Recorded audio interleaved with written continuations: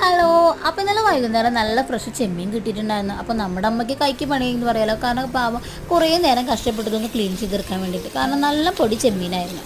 അപ്പോൾ നമ്മൾ എന്തായാലും അത് വെച്ചിട്ട് കുറേ റോസ്റ്റ് ഉണ്ടാക്കി. പക്ഷെ നമ്മുടെ പിള്ളേർക്കാണെങ്കിലും ഉള്ളി തക്കാളി വെച്ചിട്ടുള്ള ഐറ്റംസിനോട് വലിയ താല്പര്യമൊന്നും ഉണ്ടായിരുന്നില്ല. പിന്നെ നമ്മൾ ഉണ്ടാക്കി കറിക്ക് നല്ല ഇച്ചിരി എരി കൂടി പോവുകയും ചെയ്ത്. അപ്പോൾ അവർ കഴിക്കും വേണം.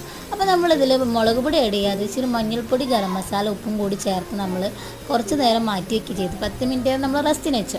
അതിനുശേഷം നമ്മൾ നല്ല ചൂടായ എണ്ണയിലേക്ക് വറുത്ത് കോരിയെടുക്കുകയും ചെയ്തത്. വേറെ അഡീഷണൽ മസാലയും കാര്യങ്ങളും ഒന്നും ചേർത്തിട്ടില്ല.